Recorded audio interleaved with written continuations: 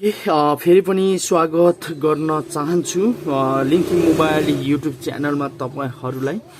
आज पनि मैले एउटा विशेष भिडियो ल्याएर उपस्थित भएको छु। यो भिडियोले तपाईलाई सहयोग गर्न सक्छ आशा गरेको छु। मेरो हातमा एउटा जियोनी कीप्याड फोन रहेको छ। यो फोनमा चाहिँ डिस्प्लेमा लाइट शो गरिराखेको छैन, डिस्प्लेमा ग्राफिक आइरहेछ तर लाइटले काम गरिरहेको छैन।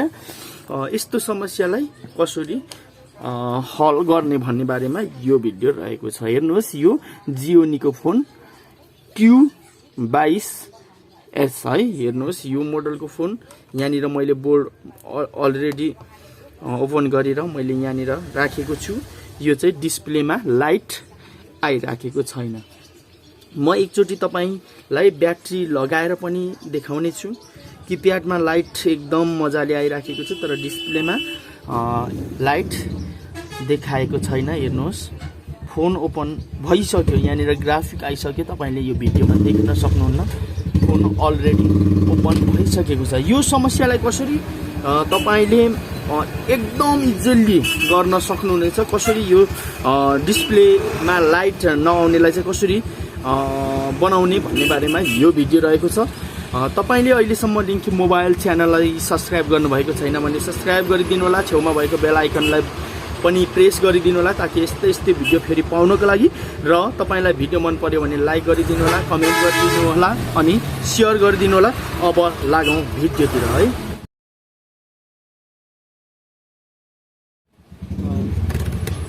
सबैभन्दा पहिला तपाईले यो के गर्नुपर्छ भने डिस्प्लेमा लाइट आएन भने तपाईको यो कभरले ढाकिएको हुन्छ डिस्प्लेमा। यो कभरलाई तपाईले एकदम चाहिँ मजाले ओपन गर्नु होला। यहाँनिर देख्न सक्नुहुनेछ, यो यहाँ माथि टाँसिएको हुन्छ। यसलाई सबैभन्दा पहिला रिमुभ गर्नु होला अनि त्यसपछि यसलाई बिस्तारै रिमुभ गर्नु होला ताकि यो डिस्प्ले ड्यामेज नहोस् है। फेरि डिस्प्ले क्र्याक भयो भने डिस्प्लेले काम गर्दैन। डिस्प्लेलाई चाहिँ एकदम जोगाएर तपाईले यो एउटा कभर हुन्छ, यो कभरलाई ओपन गर्नु होला अनि यो लाइटको सेक्सन हो। यो लाइटको चाहिँ बलहरु यहाँनिर राखिएको छ, 4वटा बलहरु राखिएको छ। अब तपाईले मल्टिमिटरको माध्यमबाट यसको यो साइड चेक गर्नुपर्ने हुन्छ। यहाँ ग्राउन्डमा एउटा प्रोब राखेर एउटा यहाँनिर राखेर है। अब म तपाईलाई एकदम डिटेल तरिकाले देखाउन चाहन्छु। यहाँ मेरो मल्टिमिटर आइसकेको छ। ओके, मल्टिमिटर आइसकेको छ। हेर्नुहोस्, अब कसरी तपाईले चेक गर्नुपर्छ भने यो एउटालाई वज्र मोडमा राख्ने हो ग्राउन्डमा अनि यसरी चेक गर्ने हो।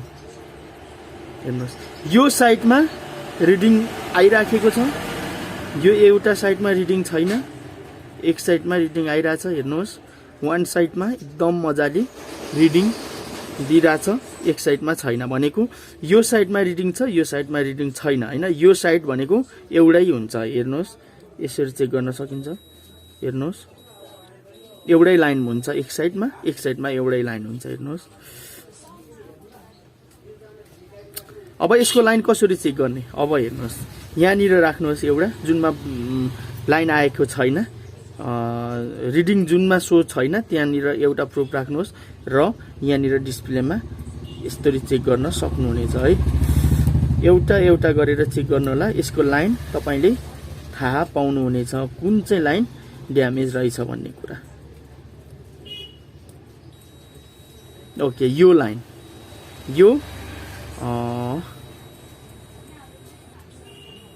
यो वान साइडको पहिलो दोस्रो नम्बर है। अब हेरौँ यो अर्को साइडको। हेर्नुहोस्, यो दुईटा लाइन, यो जियोनी Q2020S को डिस्प्ले लाइन यो रहेछ, यो साइड र यो साइड। यो प्लस लाइनमा चाहिँ कुनै रिडिङ आएको छैन। अब यहाँनिर हेर्नुहोस्, यो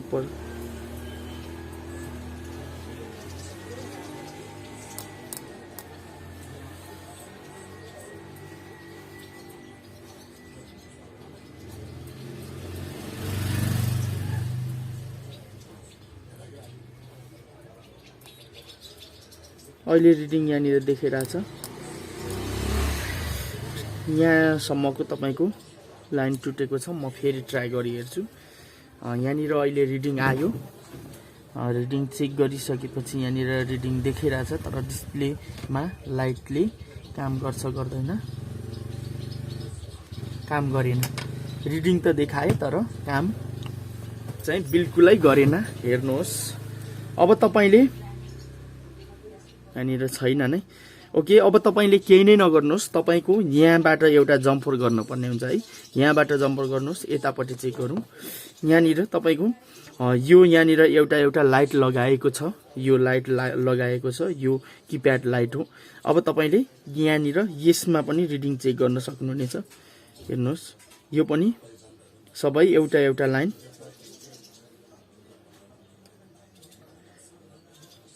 यस्तरी चेक गर्नुहोस्, यो ठिक छ। अब तपाईले यो लाइटको किप्याड लाइट, यो किप्याड लाइटबाट जम्पर गर्नुपर्ने हुन्छ जहाँ कनेक्सन छैन त्यहाँसम्म है। म तपाईलाई देखाउने छु है।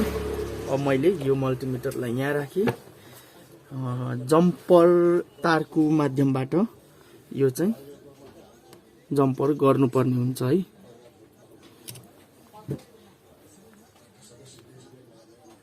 ओके, यहाँनिर थोरै पेस्ट राखौँ अनि यहाँनिर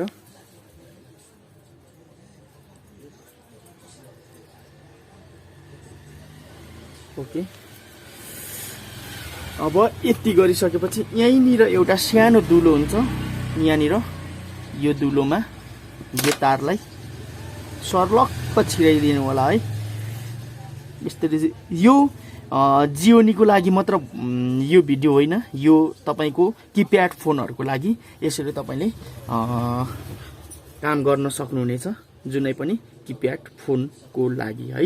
यो यस्तरी नै तपाईले चेक गर्दै गर्दै तपाईले किप्याड फोनको लाइट आईसी को काम गर्न सक्नुहुनेछ।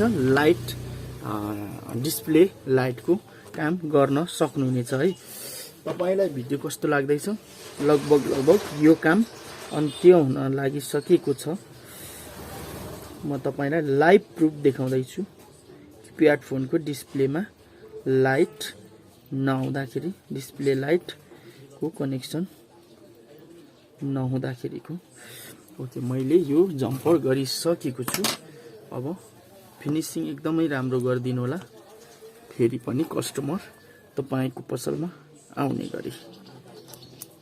ओके, यो मैले जम्पर गरिसकेको छु। अब म ब्याट्री लगाएर एकचोटि चेक गर्ने छु है। फोनमा ब्याट्री लगाएँ। अब मैले फोन ओपन गर्दै छु है। भिडियो कस्तो लाग्यो? प्लिज मन पर्यो भने भिडियोलाई लाइक गर्नु होला। केही भन्नु मन लाग्यो भने कमेन्ट गर्नु होला अनि शेयर गरिदिनु होला भिडियोलाई। र लिङ्खिम मोबाइल च्यानललाई अहिले पनि तपाईले सब्स्क्राइब गर्नुभएको छैन भने सब्स्क्राइब गरिदिनु होला। छेउमा भएको बेल आइकनलाई दबाइदिनु होला ताकि यस्तै भिडियो फेरि पाउनको लागि। अब म तपाईलाई यो पुरै चाहिँ बन्द गर्छु। यो डिस्प्ले मैले सबै नै ओपन गरेको छु। अब यो फोन लगभग सक्सेस भइसकेको छ। तपाई यस्तरी एकदम मजाले यहाँनिर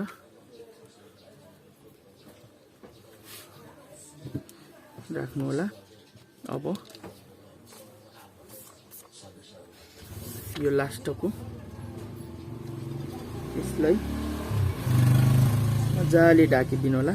लाइट अझै राम्रो आउँछ। यो लाउनु भएन भने लाइटले त्यति राम्रो काम गर्दैन डिस्प्लेमा।